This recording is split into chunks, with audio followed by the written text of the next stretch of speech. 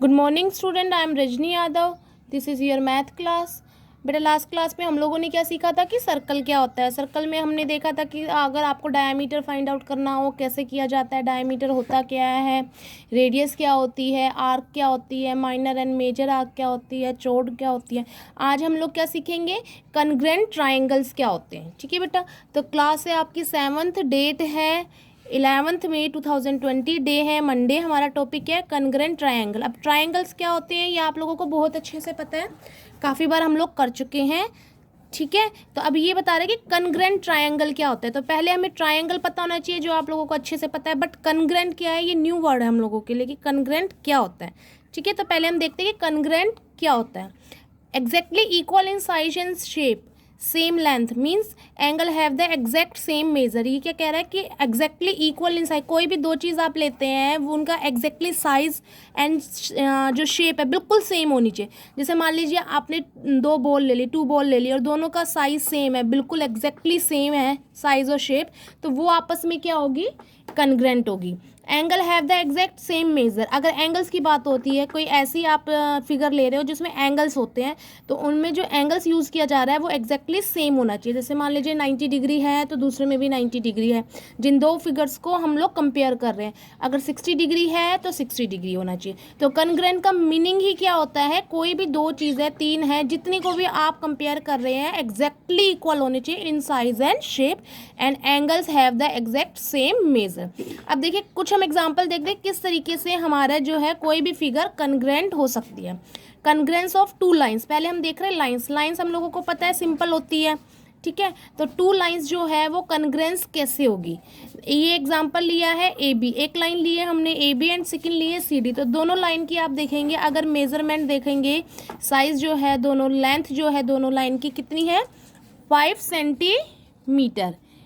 कितनी है, 5 सेंटीमीटर। इसमें भी सी डी भी कितनी है, 5 सेंटीमीटर। तो ये दोनों लाइन आपस में क्या हो गई है, कॉन्ग्रुएंस। अगर आप 3 लाइंस देखते हैं तो अगर हम मान लीजिए यहाँ पर एक और लाइन लेते हैं, ये आप देखिए, ये मैंने कोई भी एक लाइन ले ली है। ठीक है, ये लाइन 2 सेंटीमीटर अगर है तो ये जो लाइन है ये कॉन्ग्रुएंस नहीं है, क्योंकि इसकी लेंथ जो है वो 2 सेंटीमीटर है। हमारी जो बाकी की जो 2 लाइन है उनकी क्या है, 5 सेंटीमीटर। तो अगर ये पूछा जाए कि तीनों लाइंस में से कॉन्ग्रुएंस कौन सी है, तो कौन सी होगी, A B and C D. तो ये जो हमारा सिंबल होता है बेटा, ये कॉन्ग्रुएंस रिप्रेजेंट करने का होता है। 2 इक्वल्स लाइन होती है, देन उसके ऊपर ये आपका इस तरह का साइन होता है। ये अगर आप किसी भी दो, कहीं भी दो चीज़ों के बीच में अगर आपको 2 नेम्स के बीच में नज़र आता है तो इसका मतलब क्या है कि ये जो है आपको क्या रिप्रेजेंट कर रहा है, कि या तो ये आपको रिप्रेजेंट कर रहा है कि कॉन्ग्रुएंस है, अदरवाइज क्या रिप्रेजेंट कर रहा है, find out the congruence figure. Next हम देखते हैं कॉन्ग्रुएंस ऑफ 2 स्क्वायर। 2 स्क्वायर कैसे कॉन्ग्रुएंस होते हैं। अब स्क्वायर हम लोगों को सब पता, हम लोगों को अच्छे से पता है स्क्वायर क्या होती है, जिसकी 4 साइड्स होती हैं and both sides are equal. 4 sides are equal, आपकी जितनी भी साइड्स होती है वो सारी की सारी आपकी क्या होती है, सेम होती है। लेंथ और ब्रेथ आप कैसे फाइंड आउट कर सकते हैं, आपको नहीं पता होता, आप किसी को भी अगर आपको लेंथ बतानी है या ब्रेथ तो आप किसी को भी बता सकते हैं, बट हम लोग सिर्फ क्या यूज़ करते हैं स्क्वायर में, साइड, क्योंकि एक साइड होती है उसी साइड की इक्वल आपकी चारों साइड होती है। तो ये कह रहे हैं कॉन्ग्रुएंस ऑफ 2 स्क्वायर। 2 स्क्वायर आपके कॉन्ग्रुएंस कैसे हो सकते हैं। ये मान लीजिए हमने एक स्क्वायर बनाया ए बी सी डी और ये स्क्वायर है जी एच एफ ई। अगर आप यहाँ से काउंट कर रहे हैं name of a square A B C D, तो आप इसका भी, सेकंड वाले का भी इसी तरीके से काउंट करेंगे, जी एच एफ ई। अगर आप ऐसे काउंट कर रहे हैं मान लीजिए सी डी बी ए, तो आप इसको भी जिस पॉइंट से एक का काउंट करते हैं, नेम की भी इसमें बिल्कुल अच्छे से हमें ध्यान देना होता है, ऐसे ही आप सेकंड को करेंगे। तो ये क्या कह रहा है कि square A B C D congruent square E F G H. अब देखिए यहाँ पर क्या दिया गया है, ए बी सी डी, और यहाँ पर स्क्वायर क्या दिया गया है, A B C D. A B C D के साथ क्या दिया हुआ है, ई एफ जी एच। तो ये ऑलरेडी अगर ये पूछा जाए तो वैसे ये स्क्वायर फिगर है, तो ये तो हमेशा ही कहीं से भी काउंट की जाए कॉन्ग्रुएंस ही होगी अगर इनकी एक लाइन, कोई भी एक मेजरमेंट सेम है। बट अगर इस तरीके से दिया जाए तो वो गलत हो जाता है, क्योंकि अगर हमारा ये ए बी सी डी है, ठीक है, ए बी सी डी है, तो हमारी उसकी कॉन्ग्रुएंस फिगर कौन सी होगी, ए के साथ क्या है, जी एच एफ ई। ठीक है। तो स्क्वायर का कॉन्ग्रुएंस फाइंड आउट करने का क्या तरीका होता है, आप सिर्फ एक साइड देखेंगे। जैसे सी डी हमारी 2.5 सेंटीमीटर है, तो इसमें जो एफ ई है ये भी हमारी क्या है 2.5 सेंटीमीटर। ठीक है, तो स्क्वायर में सिर्फ एक साइड सेम है, इट मीन्स ये जो है both the square are in congruence in figure, क्योंकि ठीक है बेटा। तो स्क्वायर का अगर कॉन्ग्रुएंस फाइंड आउट करना है तो हम किसको कंपेयर करेंगे, किसी भी एक साइड को, अगर वो हमारी सेम है इट मीन्स वो दोनों स्क्वायर क्या होंगे हमारे कॉन्ग्रुएंस।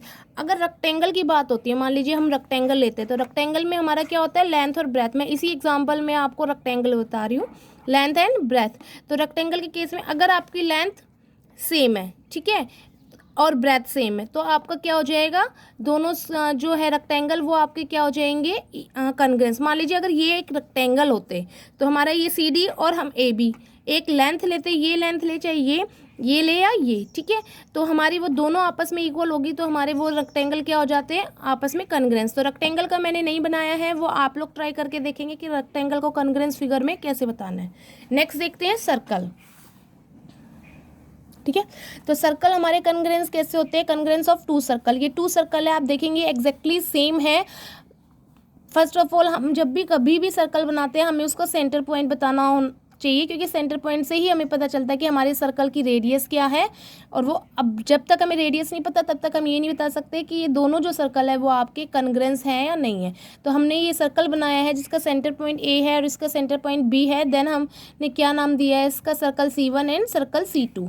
ठीक है, तो ये दोनों सर्कल C1 एंड C2 आपके इक्वल होंगे कब, इफ़ रेडियस इज इक्वल। अगर रेडियस हमने मान लीजिए इसकी हमने 2.45 सेंटीमीटर ली है, आपने भी इसकी 2.5 सेंटीमीटर ली है, तो दोनों की 2.5 सेंटीमीटर जो सर्कल है वो जो एरिया कवर करेगा वो कम्प्लीटली सेम एरिया कवर करेगा, क्योंकि उनकी रेडियस सेम है। देन जो आपका डायामीटर है वो भी दोनों का सेम होगा, तो वो दोनों जो कॉन्ग्रुएंस है वो आपस में क्या हो जाएंगे सेम। तो कॉन्ग्रुएंस को सेम करने के लिए क्या कंडीशन फॉलो होनी चाहिए, रेडियस इज इक्वल। नेक्स्ट हम देखते हैं congruence of two angle. Two angles, ये दो एंगल्स बनाए हैं मैंने, ठीक है, तो अब इसमें हम क्या देखेंगे कि जो हमारा एंगल, अब एंगल कहाँ पर बन रहा है हमारा, यहाँ पर ए एंड पी। मैंने 3 फिगर बनाई, यहाँ देखिए एंगल ए है, एंगल पी है एंड थर्ड वन क्या है एंगल एस। तो angle A and angle P R same but S is not a same. Angle A और पी जो आपका पी है वो तो क्या है हमारा सेम है। आप देखिए इसकी मेजरमेंट मान लीजिए हमारी ये आपका बनेगा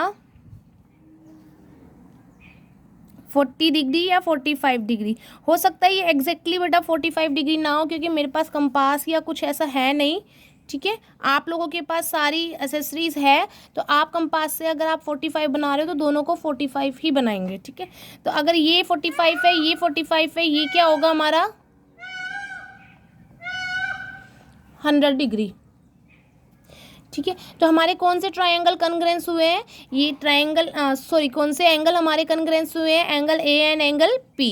एंगल एस आपका कॉन्ग्रुएंस नहीं है, तो हम क्या कैसे रिप्रेजेंट करेंगे, CAB। अब आप जब भी एंगल का नेम लिखते हैं तो हमें अच्छे से पता है कि जो भी एंगल का नेम होता है वो हमारा बीच में आना चाहिए। देन हमारे दोनों साइड क्या होते हैं लाइन सेगमेंट के पॉइंट, तो BAC लिख सकते हैं आप या CAB।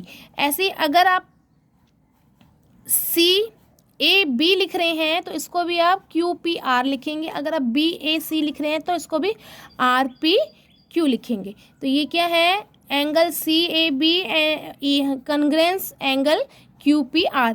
जब आप ये सिंबल लगाते हैं इट मीन्स वो कॉन्ग्रुएंस है। Congruence means shape, size, angle सब बिल्कुल सेम है।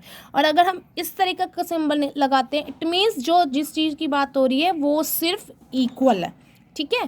तो ये अगर 45 डिग्री बना है तो ये भी आपका क्या बनेगा 45 degree. Then congruence of two triangles. अब ट्रायंगल्स हमने बताया था ट्रायंगल्स क्या होते हैं, ट्रायंगल्स आपको पता है ना कि आपके ट्रायंगल्स में 3 एंगल्स प्लस 3 आपकी क्या होती है साइड होती है। और ट्रायंगल की शेप 3 आपने पढ़ा है लास्ट क्लास में, कई बार हम कर चुके हैं। आपकी साइड के हिसाब से 3 पार्ट्स में डिवाइड होती है, देन एंगल्स के हिसाब से 3 पार्ट्स में डिवाइड होती है, ठीक है। तो congruence of two triangle, 2 triangle कब कॉन्ग्रुएंस होंगे, जब आपकी ट्रायंगल की तीनों साइड एंड तीनों एंगल सेम होंगे तो वो आपस में क्या होंगे कॉन्ग्रुएंस होंगे। जैसे एंगल AMBN और C और ओ, ये आपस में क्या होनी चाहिए, इक्वल होनी चाहिए। जितने डिग्री आपका बी है, जैसे बी हमारा क्या आ रहा है 90 डिग्री, देन हमारा एन बी क्या होना चाहिए 90 डिग्री। तो ऐसे ही आपका एंगल ए जो है उसके इक्वल एंगल एन होना चाहिए, सी के इक्वल आपका एंगल ओ होना चाहिए। देन जो लाइन सेगमेंट यूज़ किए जा रहे हैं A B equal M N, B C equal N O और A C equal M O, ये देखिए यहाँ सारा रिप्रेजेंट किया हुआ है। देन आपका क्या होगा, triangle A B C congruence triangle M N O, यहाँ कन्ग्रेंस दिया हुआ है, इट मीन्स ये सिर्फ इसको मेजर कर रहा है। आप इक्वल टू भी लिख सकते हैं, अगर आप लास्ट में फाइनली बताते हैं तो आप इक्वल टू करके भी रिप्रेजेंट कर सकते हैं कि A B equal to M N, A B equal to M N. और ये जो लाइन होती है बेटा, ये रिप्रेजेंट करने का एक सिंबल होता है फिगर्स में। जैसे मैंने इस लाइन और इस लाइन पे आपका एक लाइन, छोटी सी लाइन ड्रॉ कर दी, it means A B equal हो रही है एम एन के। यहाँ पर मैंने दोबारा दो लाइन का मतलब ये है कि एक फर्स्ट टाइम तो एक लाइन हम यूज़ कर चुके हैं, इसलिए दोबारा दिखाने के लिए हमने टू लाइन्स यूज़ की है, B C equal N O. और थर्ड दिखाने के लिए हमने, अगर ऐसी कोई फोर्थ फिगर होती तो उसमें फोर दिखाने के लिए अलग अलग रिप्रेजेंट करते हैं। तो ये था आज का हमारा टॉपिक कि कन्ग्रेंस फिगर्स किसको कहते हैं और किस तरीके से वो आपकी कन्ग्रेंस हो सकती है। तो हमें बिल्कुल अच्छे से ध्यान देना है कि स्क्वायर और रेक्टेंगल में कंफ्यूज नहीं होना है। स्क्वायर में हमें एक साइड चाहिए होती है, रेक्टेंगल में हमें लेंथ एंड ब्रेथ चाहिए होती है। ऐसे ही सर्कल में हमारा कब इक्वल होता है, जब हमारी रेडियस सेम, और ट्राइंगल में हमें एवरी एंगल और एवरी साइड हमारी इक्वल होती है, देन टू ट्राइंगल आर कन्ग्रेंस। तो बेटा ये था आपका क्लास वर्क। इसी से रिलेटेड आपको किस तरीके से ये बनाने हैं, इसमें इस तरह के क्वेश्चन हो सकते हैं कि draw the two triangle in congruence condition, या 3 ट्राइंगल, इस तरीके के क्वेश्चन इसमें बन सकते हैं। 2 सर्कल वो करना है, इसी से रिलेटेड है, उसकी आपको प्रैक्टिस करनी है। Then we will meet in the next class.